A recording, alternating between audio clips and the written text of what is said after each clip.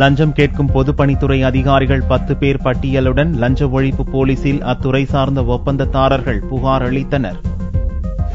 பொதுப்பணித்துறையில் ஒப்பந்ததாரர்களிடம் துறை சார்ந்த அதிகாரிகள் 45% லஞ்சம் கேட்பதாகவும் தராத நிலையில் வேலையை வேறு நபர்களுக்கு மாற்றி விடுவதாகவும் ஒப்பந்ததாரர்கள் பகிரங்கமாக குற்றம் சாட்டி வந்தனர். மேலும் இது சம்பந்தமாக முதல்வரின் கவனத்துக்கு கொண்டு செல்வதற்காக அவரை சந்திக்க முயன்ற போதும் முடியவில்லை என்றும் இதை அமைச்சர் தடுப்பதாகவும் ஒப்பந்ததாரர்கள் குற்றம் சாட்டினர். இந்நிலையில் சனிக்கிழமையன்று பொதுப்பணித்துறை ஒப்பந்ததாரர்கள் சங்கத்தினர் அதன் தலைவர் குணமணி தலைமையில் லஞ்ச ஒழிப்புத்துறையில் ஒரு புகார் அளித்தனர். அதில் அதிகம் லஞ்சம் கேட்கும் சென்னையைச் சேர்ந்த 10 அதிகாரிகளின் பட்டியலை அளித்து அவர்கள் மீது நடவடிக்கை எடுக்க வேண்டும் என்று கேட்டுக் கொண்டனர். இவர்களில் உதவி செயற்பொறியாளர் 6 பேர், கண்காணிப்பு பொறியாளர் ஒருவர், செயற்பொறியாளர் ஒருவர், 2 உதவி பொறியாளர்கள் பெயர்கள் இடம்பெற்றுள்ளன. பின்னர் செய்தியாளர்களிடம் பேசிய குணமணி இதுவரையில் 30 கோடி ரூபாய் ஊழல் நடந்துள்ளது என்றும் அதிகாரிகளை விசாரிக்கும் பட்சத்தில் மேலும் பலர் சிக்கக்கூடும் என்று தெரிவித்தார். மேலும் தங்களுக்கு அதிக மிரட்டல்கள் வருவதாகவும் உயிருக்கும் உடைமைக்கும் பாதிப்பு பட்டியலில் உள்ள அதிகாரிகளே பொறுப்பு என்றும் தெரிவித்தனர்.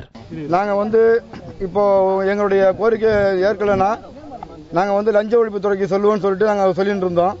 நேற்று எங்களை பேச்சுவார்த்தை கூப்பிட்டு ஒரு 4 தடவை எங்களை அலைகழிச்சிட்டாங்க. அதனால இன்னைக்கு காலையில லஞ்ச ஒழிப்பு கூடுதல் இயக்குநர் ஆபீஸ்க்கு டிஎஸ்பி சாரை பார்த்துட்டு எங்களுடைய சுதர்சன் சாரை பார்த்துட்டு நாங்கள் எங்களுடைய புகார் மனு கொடுத்துக்கிறோம். பொறியாளர்கள் பேரை கொடுத்துக்கிறோம். இவங்களுடைய விவகாரம்